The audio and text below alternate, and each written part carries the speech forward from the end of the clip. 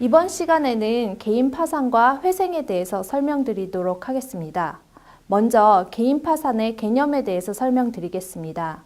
개인 파산은 채무자가 자신의 모든 재산으로도 채무를 변제할 수 없는 지급불능 상태에 빠지게 된 경우 채권자 또는 채무자의 신청으로 파산 선고가 이루어지고 그 후 파산 채권의 확정과 파산재단의 관리 환가를 거쳐 면책과 복권에 이르게 되는 일련의 절차를 말합니다.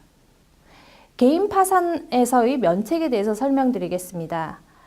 파산 절차에 의하여 배당되지 않은 자의 채무에 관해서 파산법원의 재판에 의하여 채무자의 책임을 면제하는 것을 말합니다.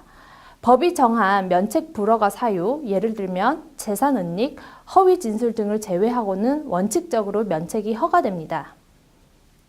개인 파산의 특징에 대해서 말씀드리겠습니다. 개인 파산은 기본적으로 채무자의 재산을 처분하는 청산형 절차입니다. 따라서 파산 관제인이 선임되어 채무자의 은닉 재산을 조사하기 위하여 채무자 본인 또는 채무자의 가족 등의 재산을 조사하기도 합니다. 채무자의 생계를 위하여 필요한 재산을 남기고 전부 매각하여 채권자들에게 배당하게 됩니다. 또한 재산 은닉, 재산 상태에 관한 허위 진술 또는 설명 의무 위반, 사치, 낭비, 조사 불응 등을 이유로 면책을 받지 못하는 경우가 많습니다. 파산 선고를 받으면 일정한 공법상의 제한도 받게 됩니다. 예를 들면 공무원 시험에 응시할 수 없는 등의 제한이 있습니다.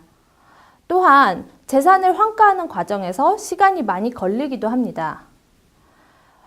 파산 절차를 통해서 한번 면책을 받으면 7년이 지나지 않으면 다시 파산 면책 신청을 할 수 없습니다. 개인 파산의 절차에 대해서 설명드리겠습니다. 먼저 개인 파산 면책에 신청을 하게 됩니다. 이런 경우 예납 명령이 내려지는데요. 통상 30만 원 범위에서 파산 관제인 선임 비용을 법원에 납부해야 됩니다. 그 다음으로 파산 선고가 이루어지고요. 파산 관제인의 선임이 되어서 파산 관제인이 채무자의 재산 관리 및 조사를 하게 됩니다. 그 다음으로 채권자 집회가 열리게 되는데 파산 관제인의 보고 및 채권자들의 의견을 청취하게 됩니다.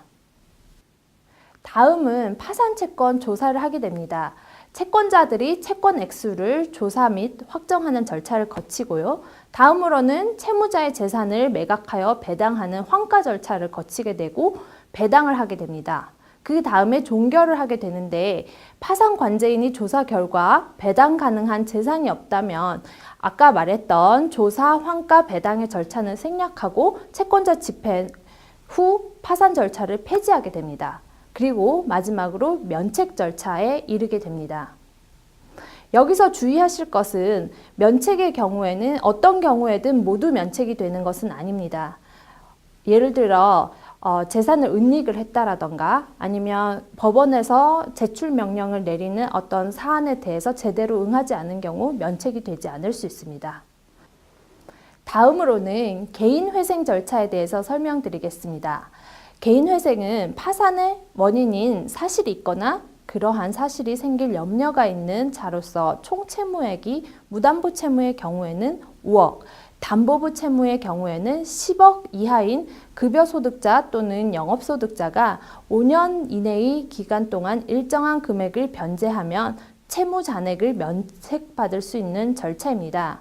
쉽게 풀이하면 현재 채무자가 돈을 갚기 어렵고 나중에 돈을 갚을 것으로 인정되는 경우 5년 이내의 기간 동안 일정한 금액을 변제하는 변제 확인을 법원에 제출하고 그 변제 계획안에 따라 일정한 금액을 변제하면 변제하지 못하는 나머지 금액은 탕감을 받는 제도입니다.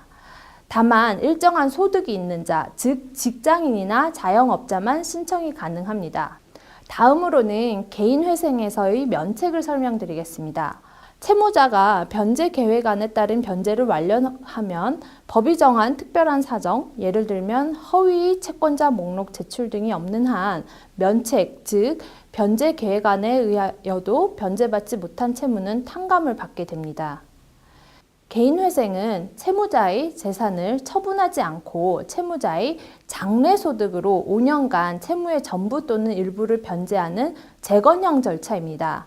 개인회생은 채무자가 보유한 재산은 그대로 유지하고 채무자의 소득에서 생계비를 뺀 나머지로 5년 동안 매월 일정한 금액을 채권자들에게 변제하는 변제계획안을 제출해서 변제계획안을 수행한 후 면책이 이루어지게 됩니다. 개인회생 절차는 급여소득자 또는 영업소득자로서 생계비 이상의 소득이 정기적으로 인정되어야 하고 5년 동안 변제하는 금액이 채무자가 보유하는 재산보다는 많아야 합니다. 개인 파산과는 달리 법원으로부터 변제계획안을 인가받은 후 변제계획안을 전부 수행하였다면 특별한 사정이 없는 한 면책이 됩니다. 개인회생을 통하여 면책을 받은 날로부터 5년이 지나지 않으면 다시 개인회생을 신청할 수 없습니다. 이번 시간에는 개인 파산과 개인회생의 절차, 개념, 면책의 요건에 대해서 알아보았습니다.